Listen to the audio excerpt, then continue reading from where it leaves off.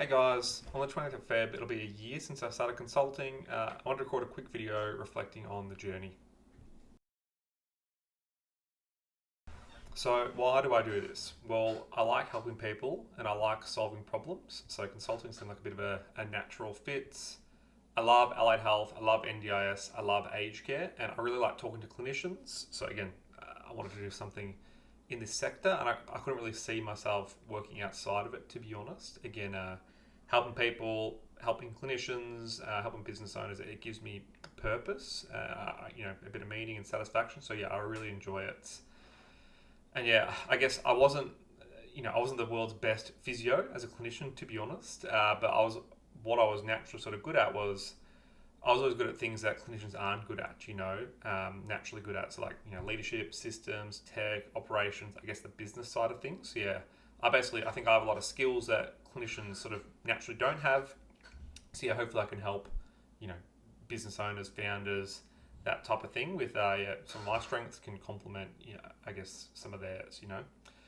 And then the other thing too, I guess altruism. So again, I think I would say the allied health sort of sector in general, like it's not really the most business savvy sector. We're not, we don't understand commercial stuff the most. So again, I guess I have some understanding of that. Worked at a pretty large company and so on. So some of that altruism is I want to sort of level up the skills of our whole sector. To be honest, I think the other thing with our sector too is we're a bit sort of resistant to change, a bit slow to innovate. So yeah, I kind of want to help change that as well. I think I sort of have a bit of a different perspective and way of looking at things.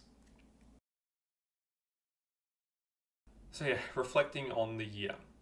So it's probably an understatement to say that I think it's definitely been the biggest year across allied health in my 10-year career or so. Again, don't need to go through it all, but there's been enormous changes across NDIS and aged care, like a huge amount of reform, and there's sort of more yet to come. So yeah, I really enjoyed helping people and clients through that reform. So not just obviously helped a lot of clients and so on directly, but I also enjoy putting out some content, providing some clarity, maybe a different perspective on things that the sort of thought leadership type stuff. So yeah, it's been an interesting, very interesting year, and I've sort of been aware, I guess, of my own sort of privilege to. I'm not a provider. I don't work clinically anymore. I'm not a participant. I'm not from the government, so I sort of kind of sit between everything. And all this reform doesn't directly affect me. It affects a lot of my clients and the people that I care about, and obviously vulnerable people across Australia. But so yeah, I'm sort of aware that me sitting sort of somewhere in the middle allows me to have the, I guess, clarity and see, maybe look at things a little bit differently. And then I also know what dozens of allied health providers are doing right, so I can sort of see outside the four walls of your own business, which I think is one of the benefits of someone like me. I think the other thing I guess I've really enjoyed about this year is grow my own network. A phrase I'm a big fan of is your network is your net worth. So yeah, previously, again, I was director of a really, large allied health company. Pretty much everyone was, my competitor, let's say, like they wrote, in terms of recruiting, we're candidate short. I think we're all a bit, if someone's your competitor, you're going for the same candidate, same referrals, it can be a bit awkward. So I was always sort of within my own four walls a little bit, whereas now that I'm out and independent, I guess, I don't really have any competitors. I can sort of talk to anyone. I've really enjoyed meeting, dozens, hundreds of amazing clinicians, business owners, sector adjacent people, other consultants, agencies, recruiters, all sorts of people who, still contribute to the allied health sector. I've really enjoyed that, and I'll always take someone's call and, give someone some time and meet someone new just to see where it leads. I think that's maybe another learning from the year is that, again, I've met dozens, if not hundreds of business owners, and in general, a common trait I see amongst the most successful is the most successful business owners are curious. They're like open to new opportunities. They'll see where things lead. They'll meet new people, and again, it might not lead anywhere, but yeah, I do think the best allied health business owners are curious. How I've changed. So yeah, I think I've probably grown more in the past year than I can ever remember, to be honest. Again, it's a big gear shift going from managing hundreds of staff to just being solo and just being me.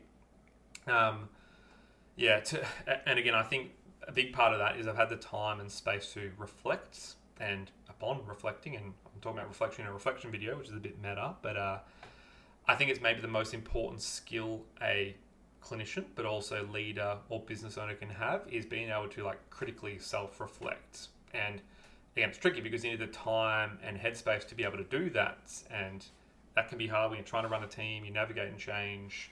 You just putting out fires left, right, and center. I know I've been there. It can be hard to actually sit down and reflect. And again, that's where someone like me can be useful, where I can provide an outside perspective and maybe help you reflect a little bit. But yeah, I guess going back to me, I've reflected a lot this year about myself, my own leadership, my journey, all that type of thing. And I think I'm 10 times the leader, business owner person I was a year ago. Again, I kind of took leadership for granted, to be honest. I didn't really think about it too much. I think I'm a natural leader, let's say, whereas now even talking to other people about their own leadership and trying to teach it and run workshops, that type of thing, I've really had to reflect and try to figure it out. So I think I've grown a lot personally, professionally, and much better. I've definitely got a lot better at consulting since I first started. I didn't really know what I was doing at the start, whereas I've trying to figure it out and nail it and get a few more systems and consistency across that as well. What do I miss? Well, I definitely miss having a team. Going from managing hundreds of staff to just being solo is a bit of a gear shift, and I guess it can be lonely at times. But I try to maintain some, connections where I'm not billing for my time, because again, that can be, if I'm billing someone for my time, right, I'm very cautious that I'm trying to offer value for them. So again, it's very different just being able to chin wag with my business partner or whatever, whereas now it's just me. I guess what I really miss is I do miss talking to most of my time now is talking to business owners and founders and that type of thing, which I absolutely love, but I don't really get to talk to everyday clinicians and new grads and that type of thing as well. So I do miss those conversations, and it's something I want a little bit more of somehow. Still trying to figure that out, I guess. That's probably what I miss the most. How do I operate? Well, I think I'm still a clinician at heart. So again, I love helping people, and I'm probably too nice and too generous at times. I'm a physio too, so I try to sort of operate from a capacity building approach, where I try to build my clients' capacity so that they sort of don't need me as much. Again, I could definitely make more money if I didn't take that approach, but I can't really help it. I want to sort of try upskill the people I'm helping. I think the other thing too is I could be a lot more predatory in how I structure things, whatever. But again, I want to offer a service that I think I would have liked or used when I was running a business. So I normally describe myself as being a resource for people to use when and if they need me. So again, no lock-ins, no minimum commitments, anything like that. Again, probably not the best business decision, but that's how I like to operate, I guess. And again, the other thing, so I'm still figuring out, I guess, my model and what exactly I'm going to do. But I took the approach of trying to maintain my independence. So again, I keep my client list private. I will never, keep everything strictly confidential. I don't do groups. So again, I want my clients to feel like safe and that they can talk to me. So again, that's sort of the model I've gone down. And then maybe the hardest thing for me doing this is, again, I'm naturally a sort of a private person. I like I like keeping to myself. I don't prior to this didn't really do much on social media and that type of thing. But again, I think it's all about like personal brand and that type of thing. These days, to launch this solo consulting company, I had to get uncomfortable and start doing a bit of content and all that type of thing. And a year ago, I was I was stressed or worried about like making a single LinkedIn post, whereas now I couldn't imagine recording a video like this or going on podcasts and that type of thing. It's yeah, it's been very much outside my comfort zone, but it's something I've got more sort of comfortable doing, and I think that just sort of comes with time. And yeah, basically, I think the other thing that sort of makes me uncomfortable is I do want to say things that are, interesting and useful to people, but I also, again, I'm, clinician or nice or whatever, but I don't like annoying people. Like, I don't want to be disliked, I don't want to upset people with the things I say, but I also do want to say things that are useful and not so much controversial, but yeah, I want to say interesting things without getting chased down by an angry mob. I often think about that a lot, and yeah, pretty much every bit of content or post or whatever you see me put out, I've spent a lot of time refining that messaging to still try to say useful things without trying to annoy as few people as possible. So yeah, it's been interesting reflecting on, I guess, my own brand and how I want to position myself and that type of thing. And yeah, I am pretty tactical and cautious with it. I still want to be myself, and what you see me put out in terms of content and stuff is still me.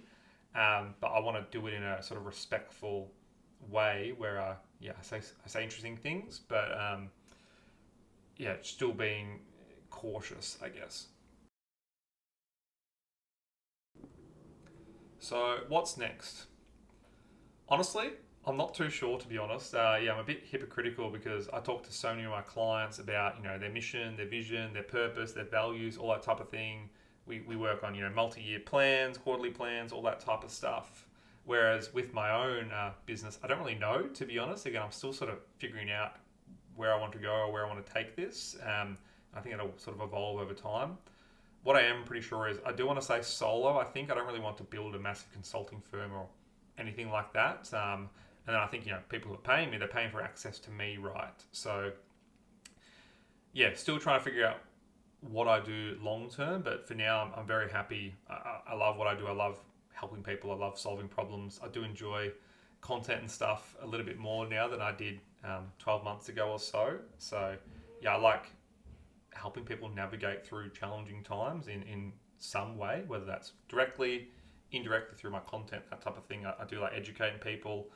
I'll do a bit more content and stuff this year. Again, I do. It's it's still a bit strange to me, but I do enjoy it in a way too. Just I think saying maybe interesting things and sharing my knowledge. And again, I've learned a lot over the past, with my old business. Now I've learned a lot this past year, helping all sorts of people as well.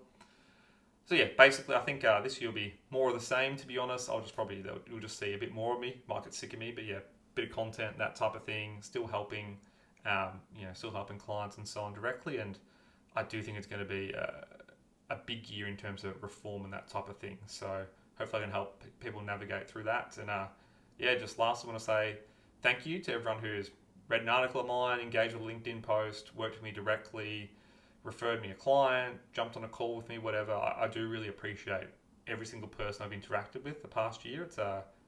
It's been awesome. So looking forward to another year.